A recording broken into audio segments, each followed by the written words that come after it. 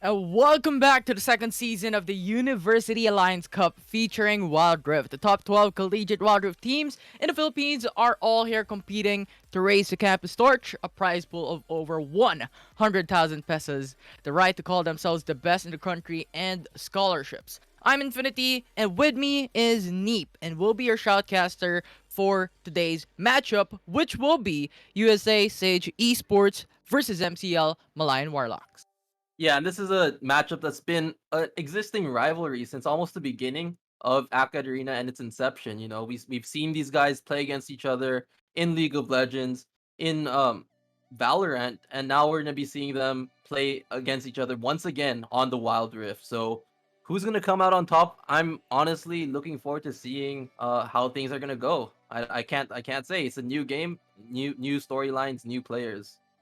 Same here. I'm really excited, especially about the champions. Recently, we've received a new patch wherein a lot of changes has been occurred. The passive of the gold has been changed as well, and I want to see that happen. What are the champions that are now gonna be released? Is Kaisa still gonna be viable, or is there another ADC that's gonna come up for this series? And I want to ask you, Neep, what are your expectations when it comes to the champion pool that can show up in this series between Malayan Warlocks versus Sage Esports? I think we'll be seeing a very standard draft, from what we've been Mm-hmm. seeing in other amateur and professional level tournaments. I guess something that we have been seeing a lot that's kind of unique to the University Alliance Cup is that there's an extremely high priority on Fiora and Garen. They're either banning away the Fiora or banning away the Garen and then immediately taking the other one up afterwards. So will we be seeing this trend once again? Let's find out. But looks like drafts so far are pretty standard. The bans, taking away all of those priority picks out of the pool. Gragas, Diana,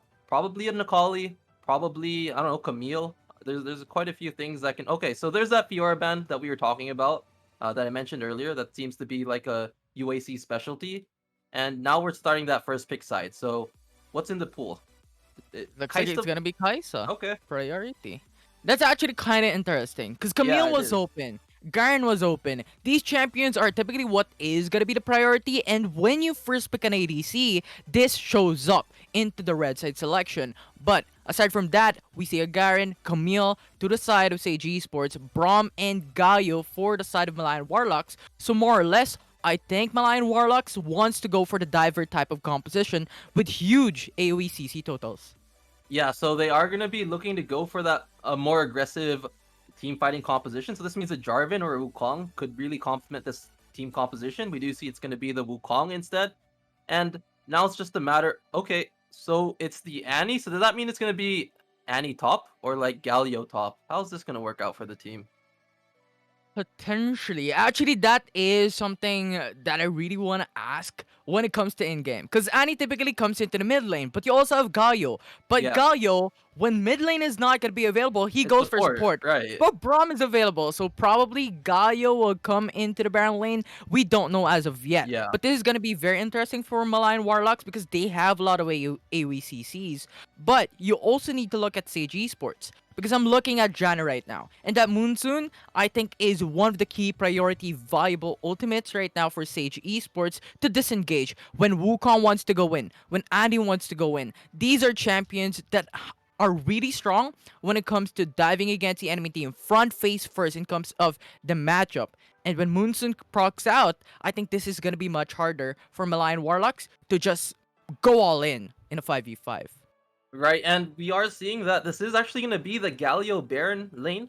So the matchup against Garen does seem a bit tricky for the Galio. I feel like he might have a bit of a hard time, but I think the thought process here is sacrifice that top lane to kind of have that global presence, kind of have that presence when it comes to the team fights. And we'll see if it pays off on the side of the Malayan Warlocks. Meanwhile, once again, you're talking about the team composition of the USA Sage Esports roster, and I think they have a pretty clear game strategy.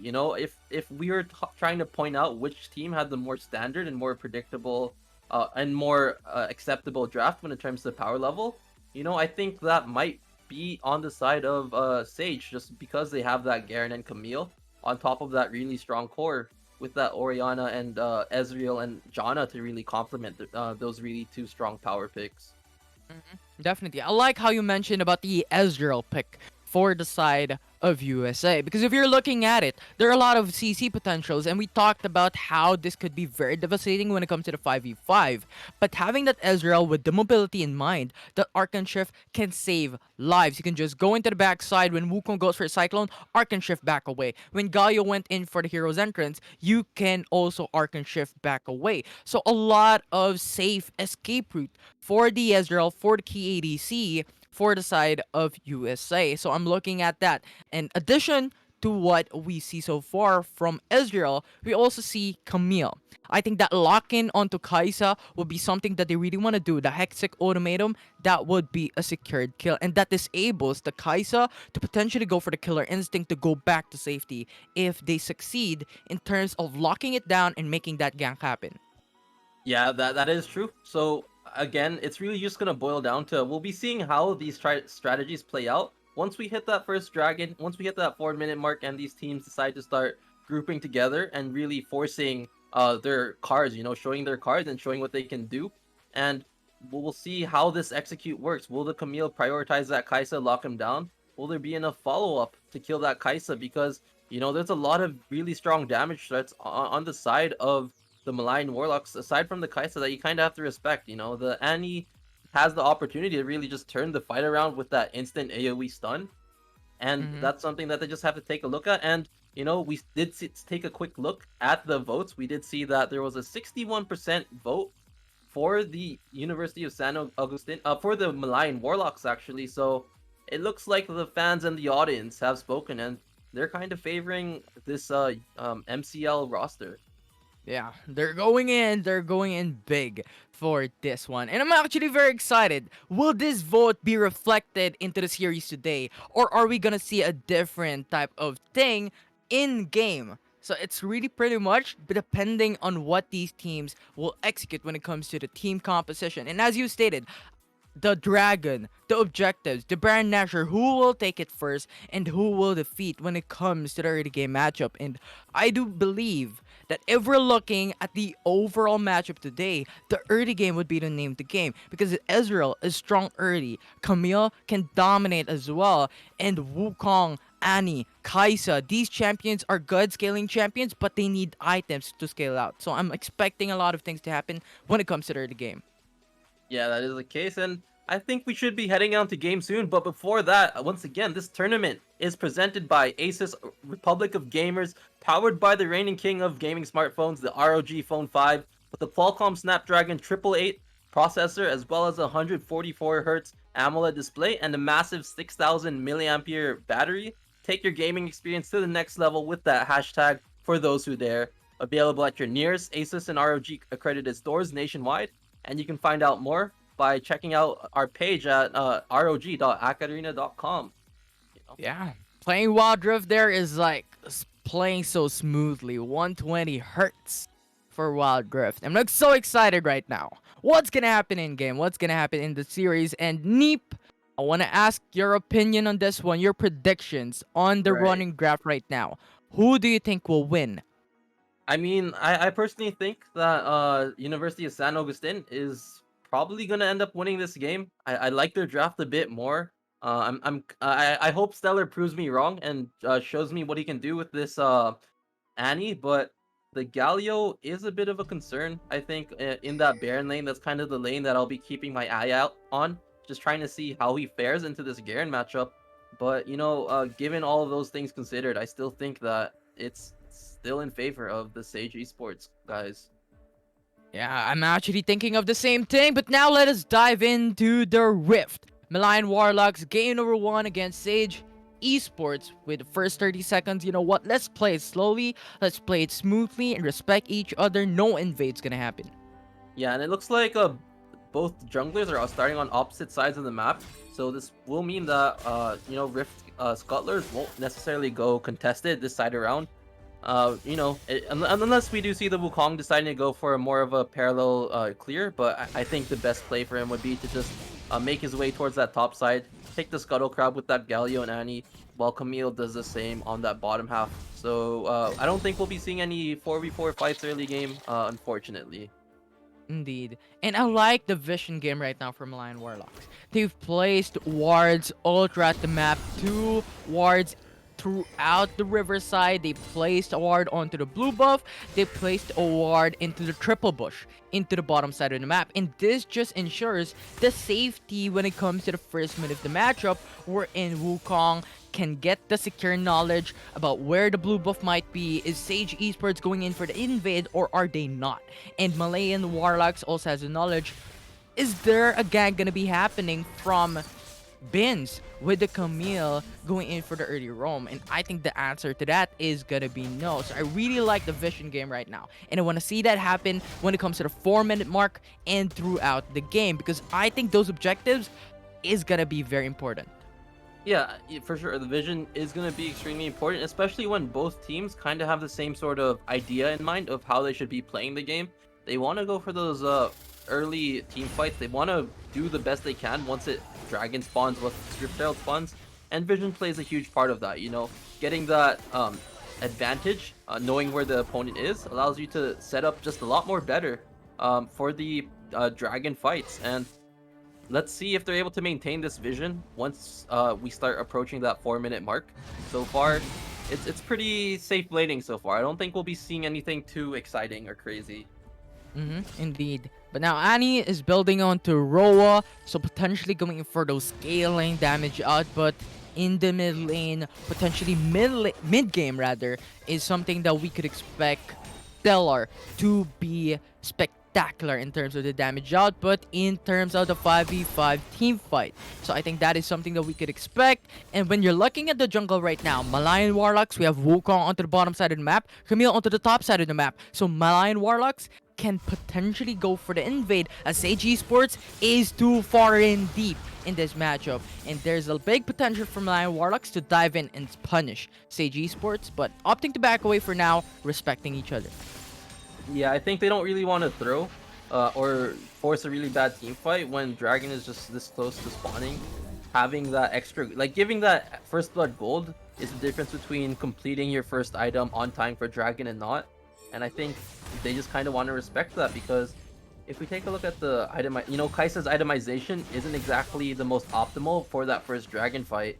She has to go for that BF sword, then she has to go for that Executioners, so she doesn't exactly get to complete her first item off the bat, compared to other champions like the Ezreal, maybe like the Corki, where it's very clear where they spike once they build that Triforce, you know.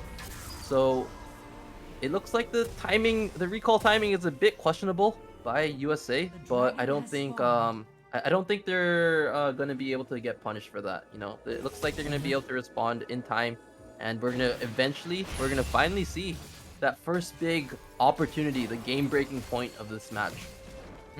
Yeah, Sage Esports want to go for the contest. They don't want to give the free dragon into the side of Malayan Warlocks, and Fukuda is now going to the backside. The taunts actually connects. True shot barrage going for the damage output. Heroes Emperors will not connect to anyone, but the first blood will go to the side of Malayan Warlocks. It's now a 1-for-1 as Bins flashes back away. Jury can no longer fight as he has no more teammates to fight with, and Malayan Warlocks win that with a 3-kill lead. Yeah, and I think that Annie proved me wrong there, because look at Annie just completely zoning out the rest of the USA squad from following up with that Garen. They weren't able to do anything, and they just gave the free kill away to the MCL Warlocks. They were able to kill Garen, then they were able to finish the Dragon and just do cleanup crew for the rest of the team composition. So the Annie, you know, proving her worth in that team fight right there, and that's going to put a gold advantage for the MCL Warlocks. They're now 2,000 ahead, and I think they're in a better position to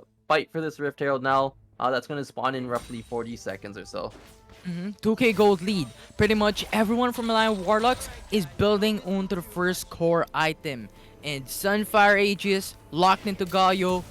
Cleaver already locked into Wukong. And Kai'Sa already upgraded the Acadian Rain. So the damage output is pretty much insane right now for Malayan Warlocks. But of course, Sage Esports also building it through and through. Manamune available already for Ezreal. So I think this is a battle of who comes first, who gets the first kill in the 5v5 to gain the number advantage and pretty much dominate the team fight after. So we're looking into who comes first, who initiates first, and who gets the success setup against the enemy team.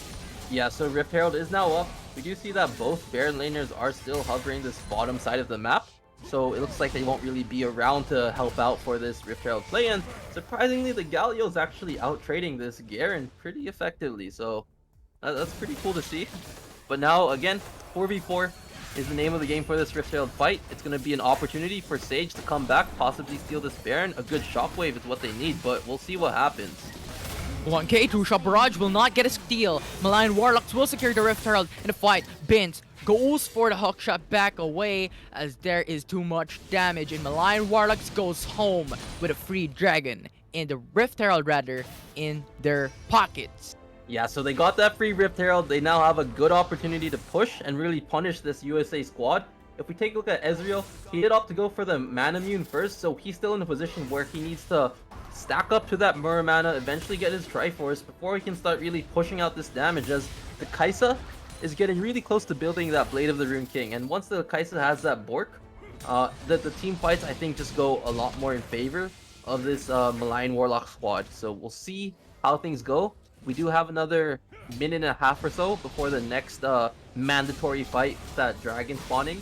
But until then, it's just going to be teams fighting for vision, fighting for control, and farming as best as they can and hitting those power spikes, as the side of USA, they're still lacking in that department. They don't really have their big items yet.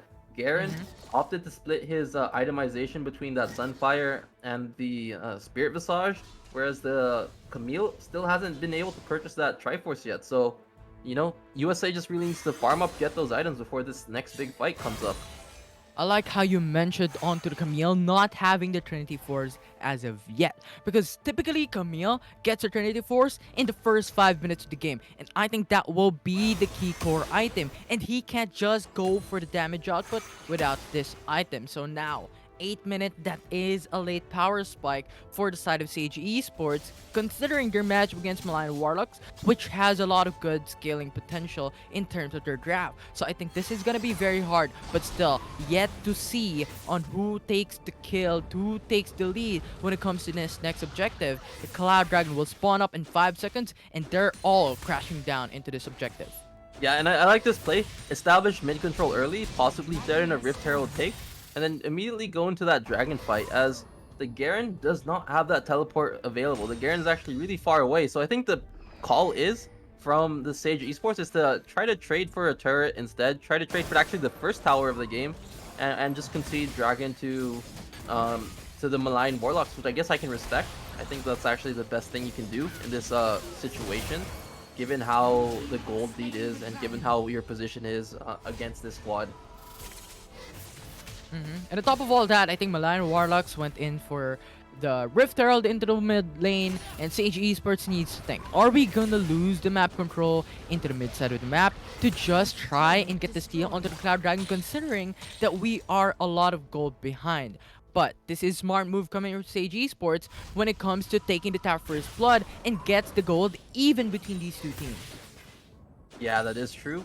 And you know, turrets actually, I think, are kind of they're an underrated objective in Wild Rift. People don't understand just how big of a swing taking that tower is. And just all it took was just one tower for the gold to be basically even. And now it's anyone's game once again. But Malayan Warlocks, a lot of scaling potential right now. They have the Infernal Dragon, 6% damage bonus. The Cloud Dragon will enable them to actually go in for the roaming capabilities into the mid lane, into the top lane, into the bottom lane, wherever that may be. A fight occurs, Malayan Warlocks can respond in a snap of a finger. So I think that is something that Sage Esports needs to respect. If they want to go for the split push, consider that they have information in whatever lane that may be that Sage Esports is looking forward into. But Malayan Warlocks is now moving into the mid side of the map, trying to get the pressure against Sage Esports. 900 HP remaining for the turret, and I think this will be the crash down. They got to get the map control, and they succeed in just getting so. It's now 1-for-1 in terms of turrets. Malayan Warlocks is back into the lead with a 1K gold. Yeah, but even though they have that lead, it's still anyone's game, you know. Sage Esports, the 1K gold difference is quite negligible. And all it takes is just one good team fight, one good shockwave from the Orianna to put them back into the lead. And at this point in time, this is where it gets a bit tricky for a lot of these teams, trying to figure out how are they going to end up closing this game, how are they going to end up edging themselves out. and taking the advantage. And I think this is really the true test of whether or not a team is good. You know, how well are you at taking this stalemate and turning it into a victory for your squad? Play with pressure on your shoulders. I think that's gonna be the key here. Who will reign in trying to get the lead? As you've stated, who will be the better team to manipulate the game in their favor, get the lead back, and win the fight? So pretty much in the 10-minute mark, I think this will be the fight wherein everyone is going all in. The Baron Nashor is alive. Who will get this objective will be able to secure a lot of turrets, and maybe it's so to get the inhibitor turret at the very maximum to try and finish the game. So I think this is going to be the very, very important phase of the game, wherein a lot of things may happen. But onto the backside, we have the flank from Scarlet. Went in for the Tibber stun onto the Garen, but still going to be alive. A tanky composition coming in through with the Sunfire Aegis and building onto the Visage, saving his life. That will be no kill, but another turret secured by Malayan Warlocks. Yeah, another small victory for the Malayan Warlocks. They now have another turret, and that's another 1,000 gold to their name, and another part of the map that's been freed up. So the next target, I guess, for the Malayan Warlocks is now, they've got a few options, you know. They still have that top turret that I think they'll ignore for now, and they just really want to pressure, and they just want to position themselves for this Ocean Drake, and just really make sure that they're able to continue winning these team fights, as I think USA, they don't really feel like they're in a position where they can do so just yet. You know, I think USA, they're thinking, okay, we're not strong enough. We can't win a 5v5 yet, so let's just keep farming. Let's just keep trying to take the small leads where we can, because we're going to have a hard time, and we're just going to throw the game if we decide to force a 5v5 fight. But let's see what happens, because this is 4 members kind of grouping up now. With the knowledge of Malayan Warlocks, that Garen is onto the top side. We have the 5-man clash here into the Ocean Drake. Well, Sage Esports is down 1 member. What's gonna be the answer here? Shockwave 3 men, but Malayan Warlocks will secure the Ocean Drake. Tibbers will now be spawned up to zone out the enemy team. No kill secured by these 2 teams, as the Ocean Drake will be secured though by Malayan Warlocks. Yeah, so that is going to be another objective for the side of the Malayan Warlocks, and on the other side, Sage Esports, they weren't really able to get anything from that. Well, it looks like they might be able to get this bottom turret, which is going to push the gold lead again closer towards even. So that is a small victory there, but they conceded that dragon once again, and I do think that it's still Malayan Warlocks' game. They're still setting the tempo. They're actually making the proactive rotations, already posturizing themselves for this Baron and posturizing themselves for this last outer turret. And if we take a look at the USA side, they're out of rotation. You know, they're not going to be able to respond in time. They're not going to be able to possibly contest. And it's MCL setting the tempo and tone of this game. Yeah, it's gonna be so much harder because you're giving a lot of permanent buffs to the side of Malayan Warlocks. And this is not just about any buffs, because these are percentage buff. It is scaling when it comes to mid-game, late-game fights. So I think Sage Esports, when you're prolonging this match, you're gonna get much harder when it comes to the comeback position. But Sage Esports trying to contest onto the Baron Nashor, I think this is what they're looking for. Ooh. And the red team, the Sage Esports, has stolen the Baron. And now it's going to be Hero's Entrance. Goes for the 2-man knockup. They're trying to zone out the enemy team. They're trying to take the kill. Cyclone to try and knock back the enemy team. Make it back against Sage Esports as they kill Ezreal in that fight. It's a 1-for-0, but Sage Esports has gotten the Baron to bring it back to their team.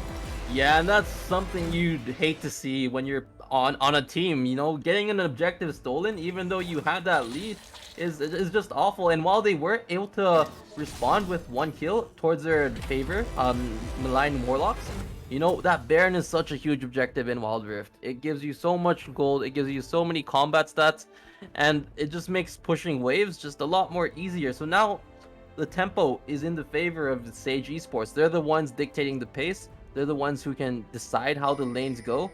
And Malayan Warlocks are just gonna have to try to do their best to kind of address the push that's going on these side waves, while at the same time maintaining that team fight prowess that they already have. They just have to utilize this Baron buff that they have gotten to pressure in lanes to get those turrets, but it's now Mischance going back, trying to make for the flank. But Orianna went in for the flash, and that will be no kill secured by Malayan Warlocks still, but the spell advantage comes into the favor of Malayan Warlocks. Yeah, so the spell advantage is still in favor of Malayan Warlocks. This Elder Drake is now the next target that is in both of these teams' minds. That is going to spawn. Still quite a bit far off. Oh, we do see a huge shockwave coming in. Glacial Wow. Pressure, Killer Instinct onto the backside, went in for the Cajun Raid, producing a lot of damage, but not gonna be enough to take one down. Sage Esports takes two, while Malayan Warlocks takes none, and we have Garen went in for the split push into the top side of the map. We have the Flash, we have the Arc and Shift, as Sage Esports will try to pressure in, and now it's gonna be Wukong trying to zone out the enemy team, but Fukada went in for the Justice against the Wukong, and he will be obliterated, and Sage Esports is back at it with an inhibitor turret into the Baron lane. And they've got 20 seconds left. This actually might be the game if they decide to go for it. They are pushing down this turret. They've already gotten the two other inhibitors. I think they might play it a bit safe and decide to back off. But what a great play coming in from Levi, enabling Sage Esports to just capitalize on that fight. And 2 kills was all they needed to really make things happen. They've been playing on the back foot for the entire game, but all they needed was that shockwave, that steal at Baron, and now that shockwave in the mid lane. And now it's a 5,000 gold lead in favor of Sage Esports. And that is just what they were looking for. You know what? Get the Dragon Balls. Get the Baron first, but we're gonna steal it through and we're gonna make it back. And Malayan Warlocks has lost every single inhibitor turret as of yet. And Sage Esports is looking forward into the Mountain Dragon. If they secure this, there is a lot of potential to bring it down against Malayan Warlocks. So I think Malayan Warlocks needs to play it safe, try to defend the base, considering that Mountain Drake is just there. You could just sit around, zone out the enemy team, try to just delay as much as possible, and take the lead, while you have Garen into the mid lane, try to punish those key valuable champions for Sage Esports. Yeah, and I like the idea by Garen. He's just constantly applying pressure in the side lanes, and this is enabling USA to just kind of take this free Elder Drake. They already invested 2 members in that top lane, so this should be the free Elder Soul coming in. Another great shockwave and tornado denying the steal opportunity, and here comes possibly the engage.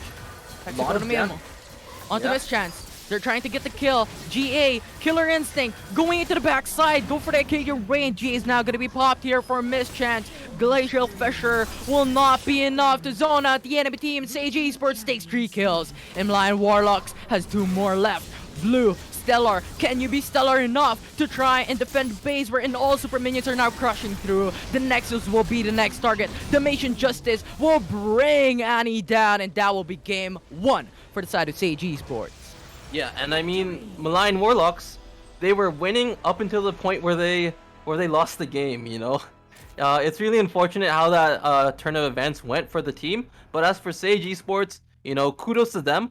Huge shoutouts to Levi in that mid lane, really clutch plays with that Orianna, and that's ultimately, I think, what enabled the Sage Esports team to win. Even though she has 0 kills, a huge contributor to them winning the game. Yeah, I think, Vince did a great job in getting that steal onto the Baron Nashor. If that wouldn't have been the case, I think it would still be Malayan Warlocks having the lead there, and they could just punish Sage Esports in the same way that Sage Esports punished Malayan Warlocks when they got the steal onto the Baron Nashor. So it was just an amazing sight to see from these 2 teams.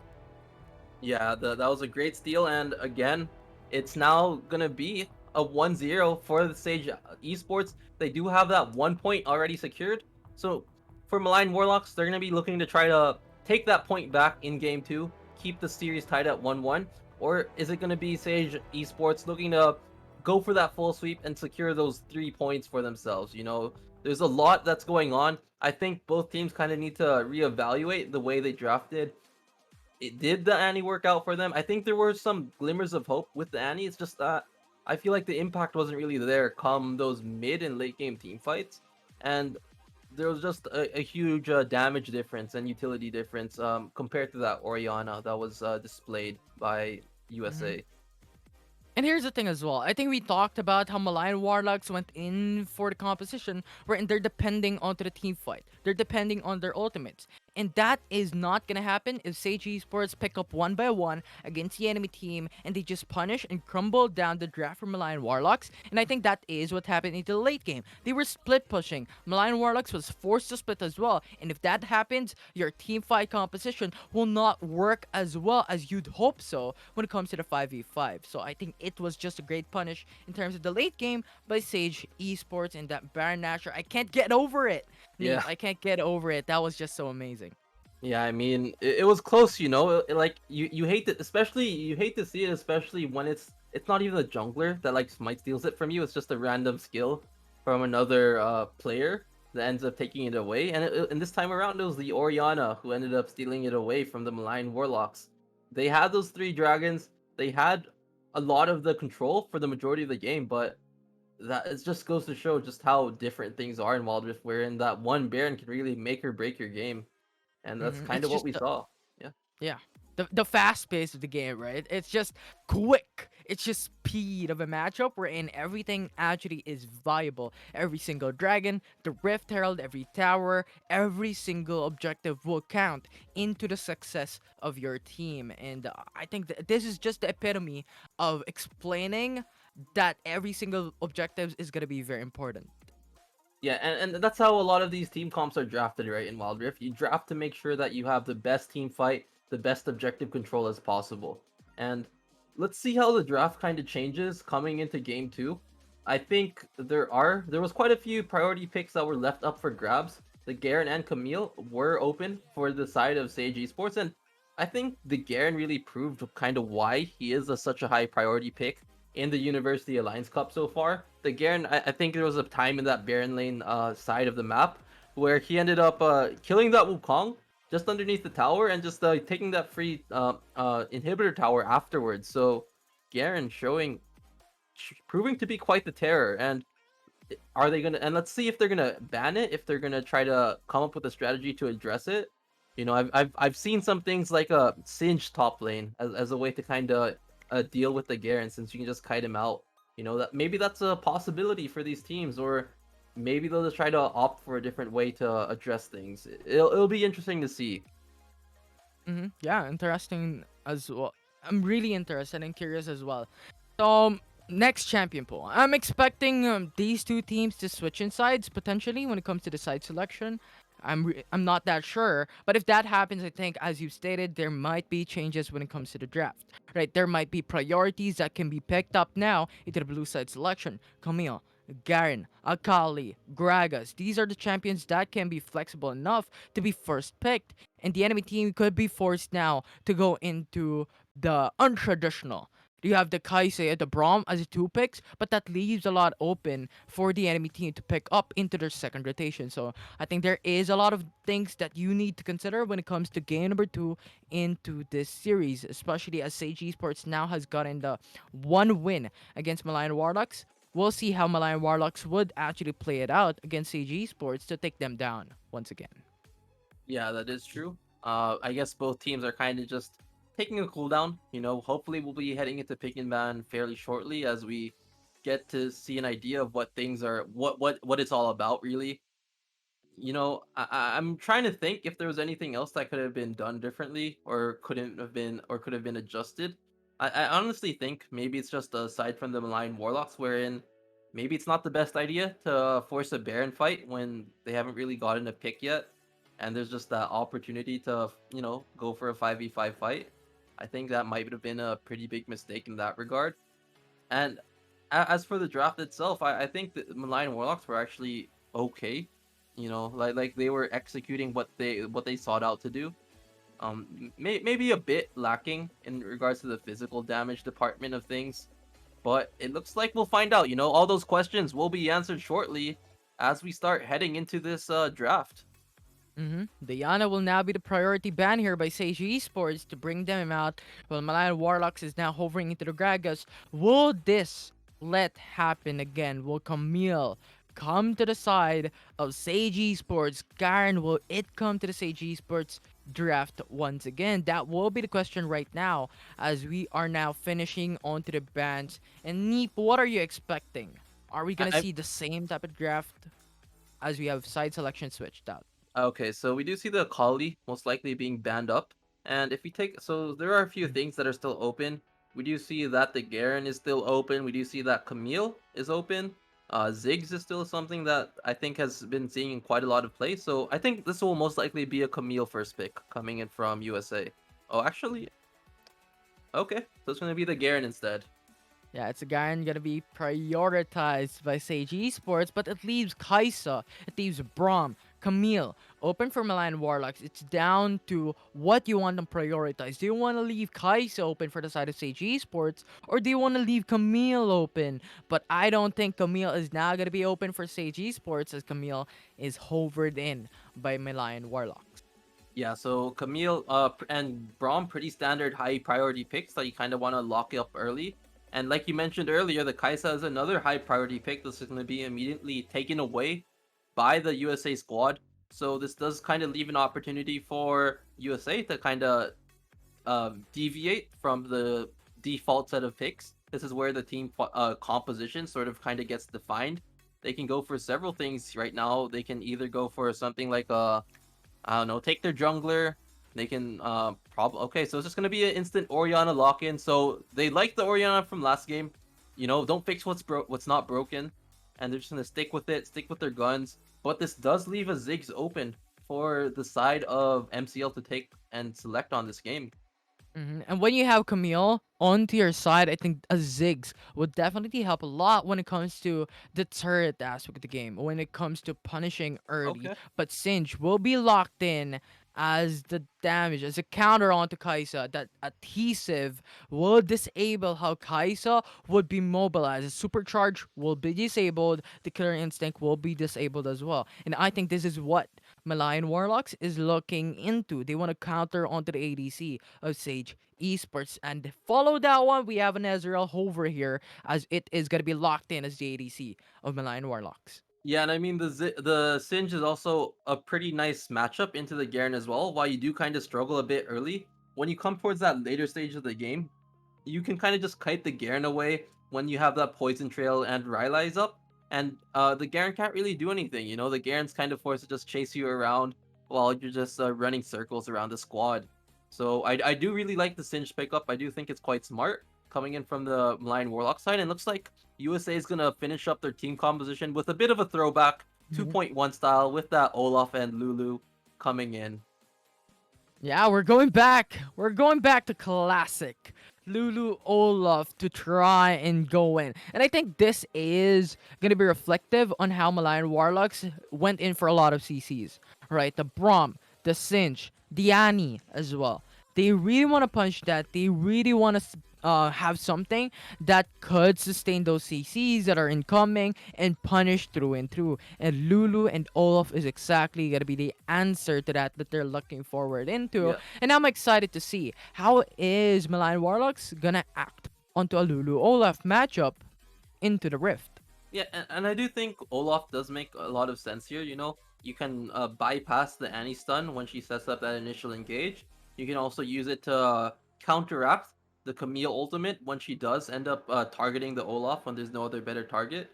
So there's a lot of opportunity to really do things with this Olaf, and it is a nice complement to the Garen frontline that they've already sort of established. So we'll see how things go. Coming into that first team fight, I actually still think it might be a bit in favor of this USA side. You know, I do think that the Singed isn't it's Singed kind of needs a bit more items before he can really be activated because like you build that Rylai's first, but you're still really squishy. You don't really have too much impact, but once you start getting those other tankier items, it's when you can really get things going. And I think just because of that fact, we're gonna be seeing USA with a slight advantage, you know, when it comes to these early objectives.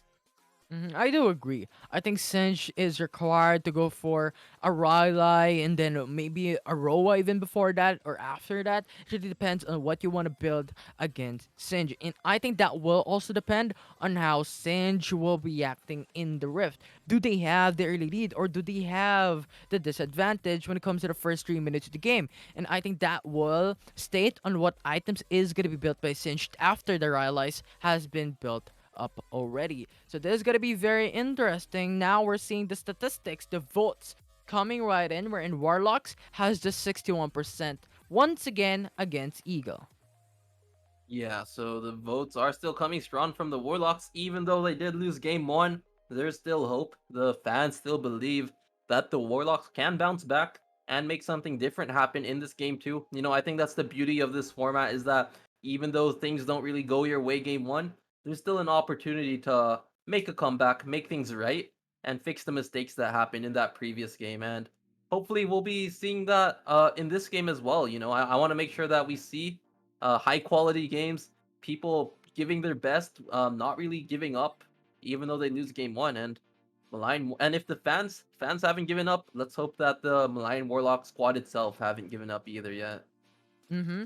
Never give up, never surrender in the Rift. I mean, there is still a lot of potential to make it a comeback play, so I do believe that you know what, Malayan Warlocks is now down one behind, but they can still make it through, especially with what they've showed us rather in game number one, wherein they went in for a banger of a game when it comes to the first couple of minutes of that matchup. But before then, I just want to remind everyone that this tournament is presented by ASUS Republic of Gamers, powered by the reigning king of gaming smartphones, the ROG Phone 5 with a Qualcomm Snapdragon 888, a 144Hz AMOLED display, and a massive 6,000 milliamp hour battery. Take your gaming experience to the next level. Hashtag for those who dare. Available in your nearest ASUS and ROG accredited stores nationwide. Hop on to rog.acadarena.com to check it out. Yeah, and also shout outs to our partner at Logitech G.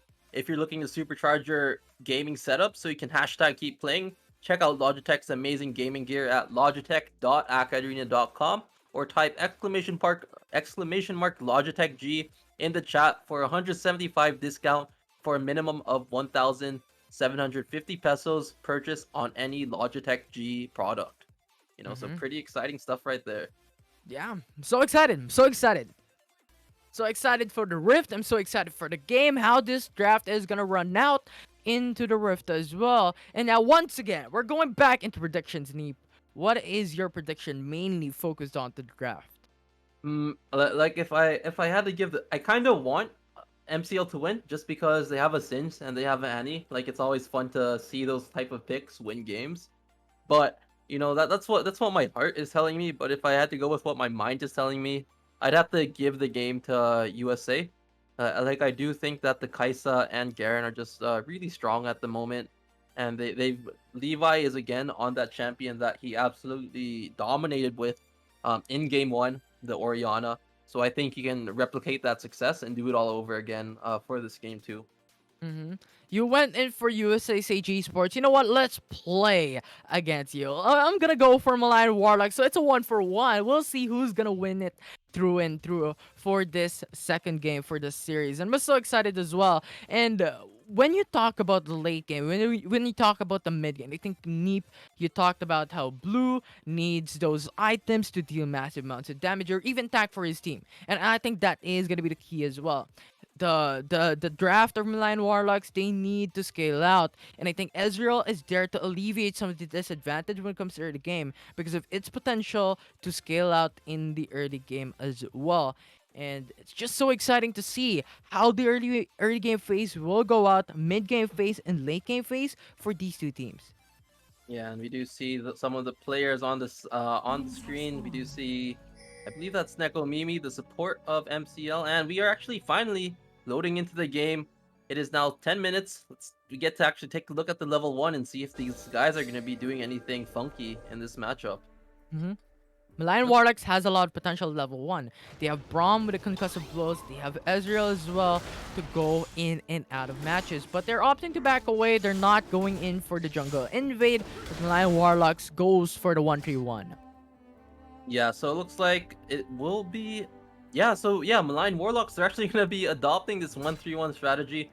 This has kind of fallen out of style in the past few months or so, but Mm-hmm. I do think that if you are able to execute, there is some merit to running this. You kind of create a safe lane for your Ezreal to freely farm up, and this also frees up your Braum to be a bit more aggressive with the Camille and create that really strong Scuttler priority. and possibly secure both Scuttle Crabs of the game. But again, by doing this, you are putting yourself at, risk of just execution failure. This does require a lot more in order to succeed. And I think USA, they're doing a pretty good job of kind of adapting to what's going on right now. The Lulu is basically just following the Olaf around, and this might be, oh, it's warded. This might be trouble. Oh, they have the vision. Oh, they're gonna see it through. And now it's gonna be Malayan Warlocks going in for the fight. It's gonna be concussive blows connecting onto Eratos.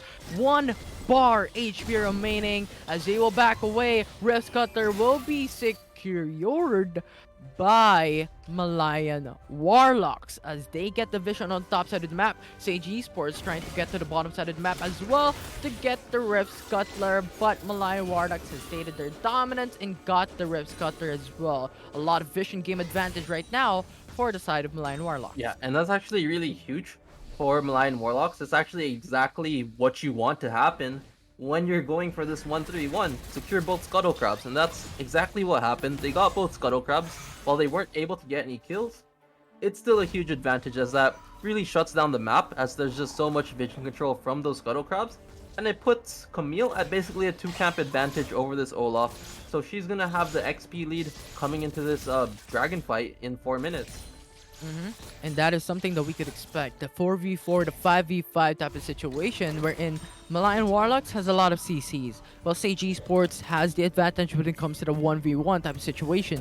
Ganking out, skirmishing out, and getting those pickups happen because you have the Lulu Olaf, you have the Garen, when you have the Kaisa as well.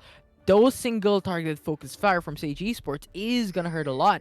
With Malayan Warlocks, 5v5 is gonna get the advantage, and I'm looking forward to see on how these two teams will utilize this state, will utilize their advantage, and utilize their draft to successfully punish each other. Yeah, that is the case indeed. And with all of this happening, we do see that I still think that there's still it's still a pretty even game. I'm not sure how things are gonna pan out once this dragon does come along. If you take a look at the items, people are still quite far off from completing their big power spike. I actually do like this play from the Malayan Warlocks. They didn't overcommit to keeping the Ezreal in the mid lane. They got what they were looking after, what they came out for. They wanted to secure those early Rift Scuttles, and they were able to do that. And then after that, they just swapped back to normal laning phase to not really mess with the flow of things. And the recalls are coming out now as we prepare for this upcoming dragon. In terms of items being completed, we do see that some of these core items are being... There's a lot of core items being picked up right all over the map. Rylai's, Rod of Ages, Manamune being picked up. Meanwhile, on the side of USA, they already have that Luden's Echo, which is going to be huge for this upcoming fight. And Kaisa already has the Kingdom Reign upgraded as well. This massive damage against Malayan Warlocks coming into this team fight. Malayan Warlocks is going for the initial setup. The poke is gonna connect onto Braum Killer Instinct, gonna be ready as well. If ever a fight occurs, if they want to punish against Malayan Warlocks, they could just do so. MCL though, 1.4k. We have Stellar going for the tippers. 2-man stun against Sage Esports. They have to go back away, but they got to steal against the Mountain Dragon. First blood going for the side of Malayan Warlocks. It's a 1. It's a 2. It's gonna be the wild bone take 1 for Malayan Warlocks as Sage Esports will take the Mountain Dragon and they have to pay the price. And look at that veteran instinct coming there from Stellar. He's been playing Collegiate for how many years now? 4, 5 years, and he just immediately goes, pulls the trigger, gets a good team fight coming out for the Malayan Warlocks, but the opportunity cost there is that the Camille was forced to engage as well, and they basically ended up conceding a free dragon to the side of Sage, and now they need to be careful as that's a scary Olaf almost killing them. They overextended. Then Stellar went in too deep under the turret. The slow from Levi just disabled how Stellar can now go back away. That will be a free kill for the side of Sage Esports. And with earlier, with a 1k, 2k gold lead from Lion Warlock, now it's down once again to an even level playing field, only having Sage Esports at 600 gold lead. Yeah, and despite all that happened, it's actually, yeah, like what you said, Sage Esports with that gold advantage, While they have been grouping pretty well, Malayan Warlocks, grouping comes at a cost at not being as efficient as you could be when it comes to farming gold, when it comes to getting that CS. And it's showing at the moment with this gold deficit that these teams have. And it's gonna be reflective onto the next objective. Rift Herald now gonna be alive for anyone to take. Manamune, Sheen already secured by Ezreal. A lot of damage will now happen for their team. The poking capabilities exponentially increase, but AcadArena, Pineapple, a creep will fall down into 1 bar HP. That damage is insane from Jury. Yeah, I mean, Jury is really doing so much damage right now, even without the Blade of the Rune King already completed, and this is going to be a free objective coming in from USA as they secure that Rift Herald on their squad. Though Taffer's Blood going to the side of Malayan Warlocks, they get back into goal disadvantage that they have received a while ago. I think this is the one that MCL is looking forward into. You know what? Get the Rift Herald, we're gonna get the Taffer's Blood. We're getting an even level trade here so that we can pretty much par it against you even before the Rift Herald spawns out, especially the next dragon. I think that's gonna be key here. Malayan Warlock has stated, you know what, there is a lot more benefit in going in for trade on turrets rather than going in for some contest onto the Rift Herald. Yeah, that is clearly the case right now.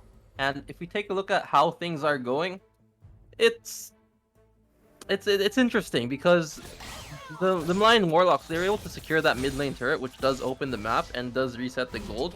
So, I'm having a hard time kind of evaluating the power levels of these teams because they've got these curveballs with the Singed and the Annie, you know, like what are these champions gonna look like come 10 minutes, you know, come Baron fight, come Elder Dragon fight, and it's really up in the air, you know, for how this match could go. Yeah, definitely. I mean, it's pretty much still in the early game, mid-game rather, wherein everything can still change. In game 1, we saw a 1 Baron still, which changed everything from that matchup. So I think we can think of the same way, wherein these two teams are going to fight it up. One mistake can cost them the game. Yeah, and we do see that the next dragon is about to spawn. It will be that Cloud Drake, so the extra mobility, I think, will be quite appreciated for both of these teams, considering that they have a lot of mobility reliant team champions. Garen, Olaf on side of the Sage Esports guys, and as for the Malayan Warlocks, they've got that Singed. So Cloud Drake is something I think both of these teams definitely want to secure and definitely want to fight for, as we see the players already posturing for this. And both Baron laners actually have that teleport as well. So expect a full 5v5 clash, guys, as we approach this objective. Indeed. Warlocks now going for some posts, getting for some visions. Arcan Shift in, trying to get the damage up, but still, they're respecting each other. They don't want to dive hard in, because if they do, there's a lot of risk in favor of Sage Esports as they have the dominance into the river side. So Malayan Warlock still going in for some safe play, going for some slow play as they hover in into the bottom side jungle. Yeah, that is true. They don't want to risk everything for that dragon right yet. I think both teams. Ooh, the pick onto the Kai'Sa. Kai'Sa uses the flash. It's now gonna be the wild growth to just sustain more life. It's Stellar gonna fall down. It's now a 1-for-0. Camille falls down as well. It's a 2-for-0. Bins will fall down. Who will get the lead here? Pineapple Creep gets the kill for the poke. AcadArena will not be enough to put him down. Malayan Warlocks is going back with a surprise against Sage Esports. Yeah, I believe that was a 2-for-2, right? And let's take a look exactly what happened. Pretty decisive call to go on the Kai'Sa, but what's surprising is the Kai'Sa survives throughout all of that, and it's not even the Kai'Sa who falls from that team fight, you know? Great job by Lulu applying that peel for the rest of the team, and I guess good job on Jury as well, just the mechanics on staying alive on point for this Kai'Sa. And now, the dragon is still up, so this is an objective that both of these teams can look to go for. And I think we're not gonna, and I think the fighting won't stop, as we're probably gonna see another fight for this dragon.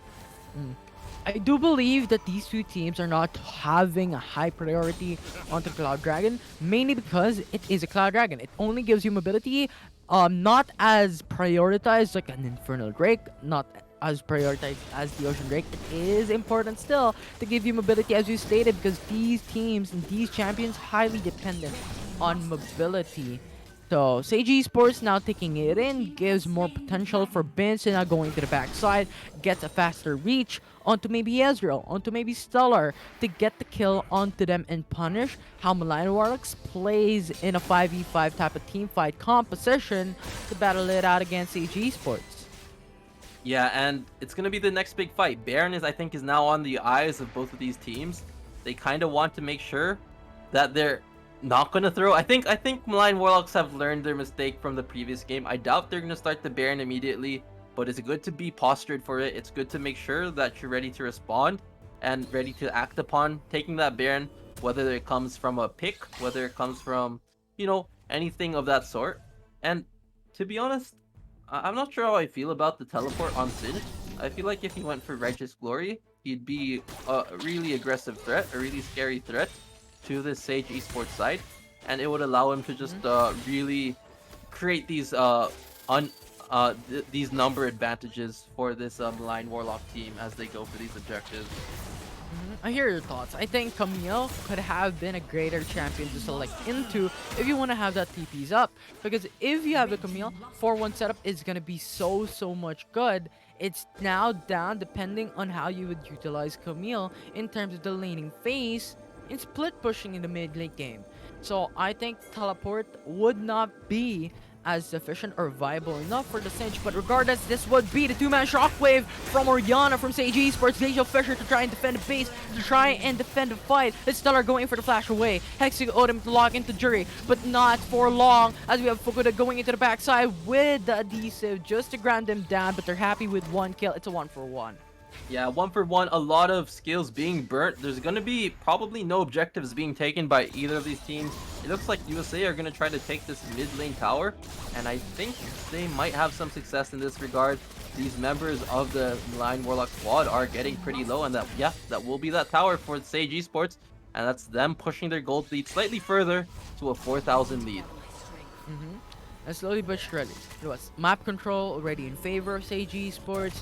They want this, and they have to get it. They have a lot of good skilling champions. If they don't get the items, if they don't get the gold, it's not gonna be a great time against Warlocks, which has a lot of champions that is strong all throughout. The Ezreal is there, Camille is there, Annie is there as well. So Sage Esports is just doing so good when it comes to punishing Warlocks, punishing MCL, and not let them have the lead back from what had happened in game number 1. So huge punish for Sage Esports right now. It's now depending on how they could utilize this gold more and how they can utilize the advantage that they've gotten to bring more gold into their favor. Yeah, and okay, I thought they were gonna start the Baron, but they decided against it, which is correct. Baron throws. It'd be terrible to be on the other side of the Baron throw after gaining from it in the previous game.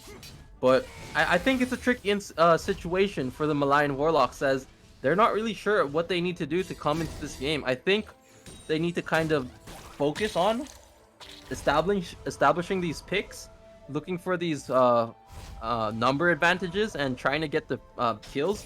They have the Camille, they have the Annie, they have the Singed, which is kind of what they're good for. But it's really hard when it comes to a full 5v5. I think that's where the Malayan Warlocks team has that disadvantage. But we'll see as this Ocean Drake is about to spawn, and this Baron buff is also up as well. And this is going to be one of the priorities here for Sage Esports and Malayan Warlocks. Who gets this Omnivamp plus 8% for these two? True Shot Barrage will now be wasted by Pineapple Crab to get the information onto the Ocean Drake. If ever Sage Esports is going in for the setup onto this objective. And without the True Shot Barrage, you know what? USA is happily going for the Ocean Drake with no potential from Warlocks to even have the contest available, as Mischance had the miss opportunity, had the miss chance to get that steal against Sage Esports. Yeah, and with this, we do see that it's now all three Drakes in favor of Sage Esports. They've got the Ocean, they've got the Cloud, they've got the Mountain, and they also have that 4,000, 5,000 gold lead in their favor. They do need to be careful though, as the Malayan Warlocks, they're looking to get this pick onto this Lulu, onto this Kai'Sa. This could be what they need to come back into this game. Toxic Ultimatum onto Lulu. They're trying to get the kill, and they've gotten it. It's now a 3v1 as we had a Kaizo and in particular Instinct onto the backside to just delay the time, but there will be no time as Jura will fall down, and Malayan Warlocks got 2 kills in that engagement into the bottom side of the map. Yeah, and with that, there isn't really an objective they can take, but it still kills nonetheless, and it still drops the gold lead down to roughly 4,000 in favor of the Sage Esports squad. And it's those small victories that count when you're trying to come back in the game. While you can't get the Baron steals every game, there are things you can still do, and it looks like it's gonna be the Malayan Warlocks. They're gonna start this Baron. It is a 3v5 situation. 10 seconds still till the Lulu and Kaisa spawn, so this just might be it, unless Binz can do something about this, or if we see another play by Levi on this Orianna. Binz just hovering around, but Warlocks has secured Baron buff, and they want to go for more. They got the kill onto Levi, as Levi will not fall down. 48 seconds, that timer. It's gonna be 5v4 in the next minute. Yeah, so it's now a 5v4 once again. They have that Baron buff on all 5 members, and this is really that opportunity where you can just secure the victory. When you have that Baron, the ball is in your court to do everything you can to win the game. Shove those lanes out, look for those opportunities. You have the buff stats, your minions are big, and let's see how MCL does this. Let's see how they execute this Baron push play. I love their utilization offense because you've spoken about the utilization. They went in for 1-3-1. So Singe, Baron buff into the Dragon lane. We have Camille, Baron buff into the Baron lane as well. But the rest is onto the mid side, pressuring into the tier 2 turret. Getting that map control is going to be the priority as Warlocks has just secured it. And now they're hovering into the bottom side of the map. They're punishing those tier 2 turrets. Their responses, their quick thinking is exponential. It's quick, it's efficient, it's going to be chaotic.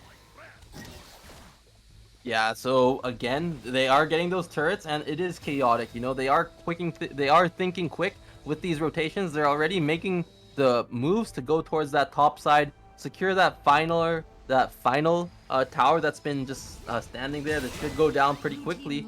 And now they only have their inhibitor towers left, and the gold lead is basically evened up right now.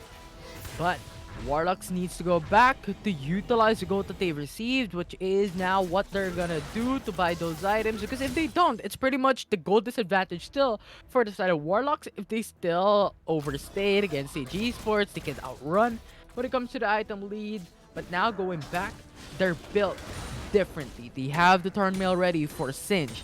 The Camille GA Death Dance already gonna be available, and the Void Staff gonna be available for Annie as well. So pretty much your damage output has increased by a lot. But Infernal Elder Dragon gonna be alive in a couple of seconds. I think this is gonna be one of the priority dragons, because this is not just gonna be the Infernal Drake alone with 6% damage bonus. This is the Infernal Drake in the Elder Dragon form. It's 8% to 10% damage increase as you have Levi going for the face check, got the information that Warlocks was just sitting around the bush waiting for the Death Rush to happen.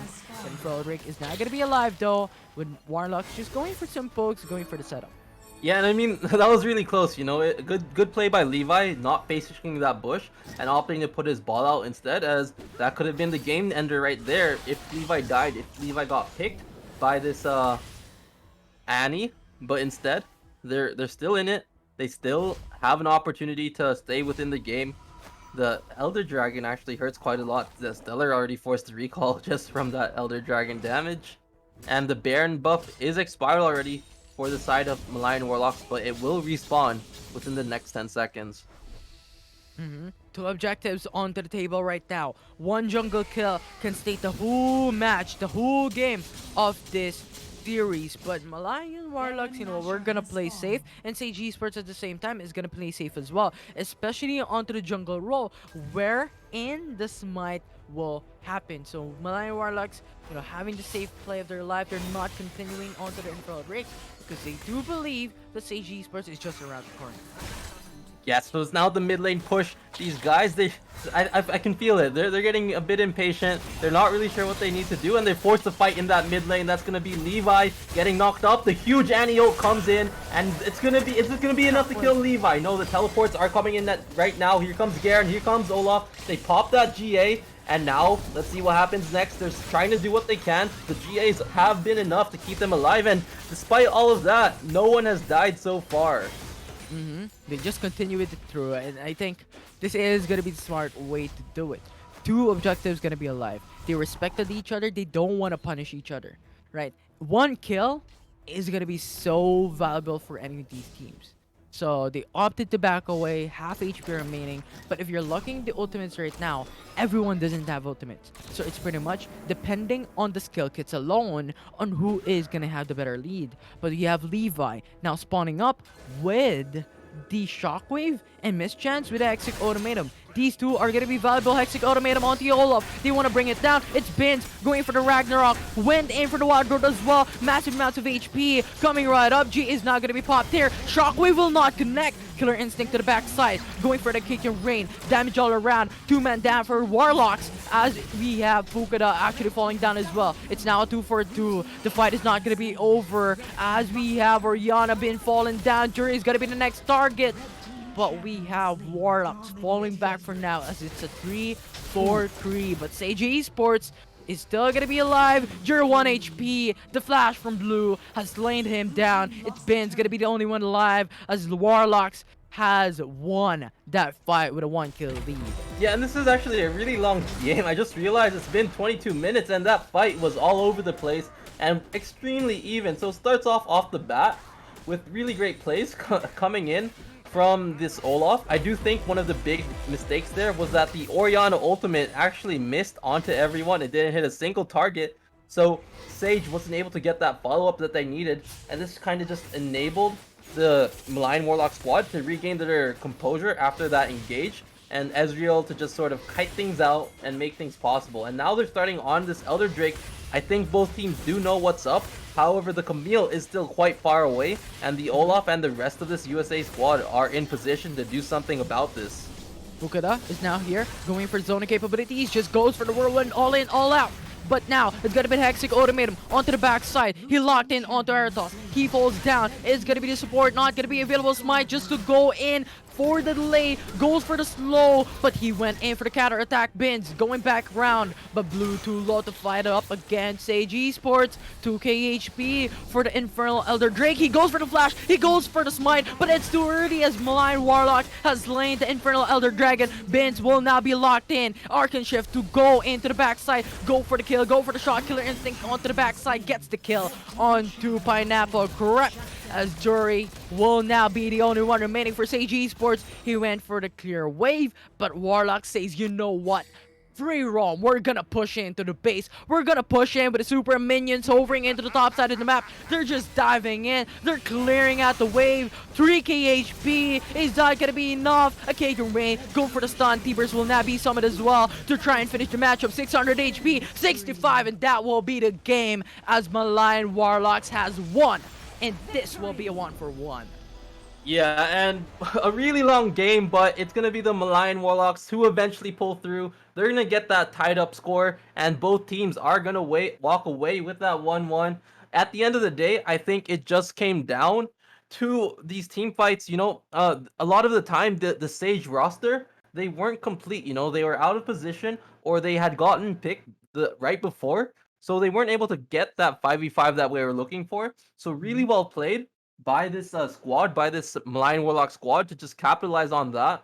The Ezreal did do a really good job of positioning himself well despite the engage that the Sage roster had with that Garen and with that Olaf. And overall, it's Malayan Warlocks not getting Baron stole in this game, and they're going to be the ones with that victory for game 2. Yeah, it's a methodical play from Malayan Warlocks, wherein you know what? You got the kill lead, you got the gold lead. We're gonna play it slowly for now. We're gonna pull back into our capabilities as a draft, as a team. We're gonna fall down behind for now. Let's just go it slowly by slowly. And they've done it, right? In the mid game, they got the kills that they were looking for, make it an even level playing field when it comes to the gold lead. And at that, they were fighting against Infernal Drake. And the thing here is, If you're the red side selection, you have the advantage onto the Dragon's Pit. When you're the blue side selection, you have the advantage onto the Baron's Pit. So I think the red side selection at that game number 2, which was Malayan Warlocks, just utilized the advantage that they got. They stated their dominance into the Dragon's Pit, and after that, they forced AG Esports to come down. They punish. They got the kill. They got the lead. Infernal Dragon was in their favor, and at that point, they just punished through into the base and finished the game. Yeah, and really well played, I guess, from both of these teams. And, that was a really exciting series. Despite that length, there was still a lot of action that happened, and we still have quite a lot of matches still coming up. We still have 3 more games today, and lots of collegiate action going on. I believe our next series is going to be the TUP Gearhawks versus ADMU LG Esports. So that's going to be another banger, and I'm personally looking forward to seeing how these things go. Yeah, I'm excited. Will this be the same way that we see so far? Is it going to be a 1-1? Or is it going to be the 2-0 sweep that we can expect for the next matchup for the day? And that is going to be exciting, Neep. And I'm really curious, what other champions are going to go up? Because typically, Annie is not something that we expect.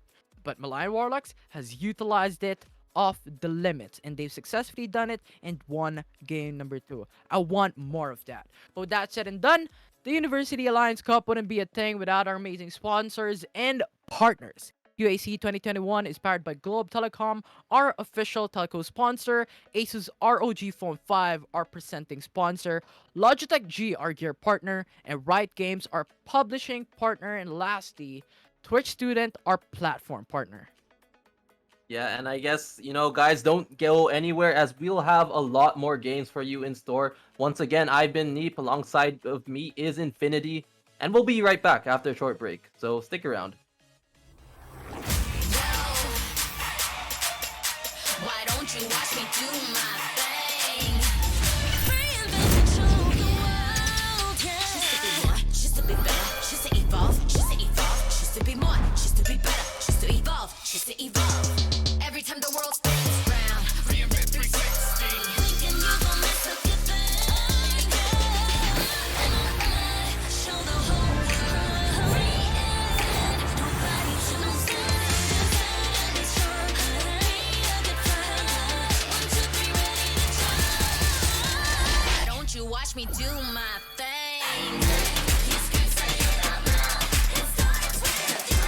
Take it to the next level with Globe's fiber, LTE advanced, and 5G mobile connection.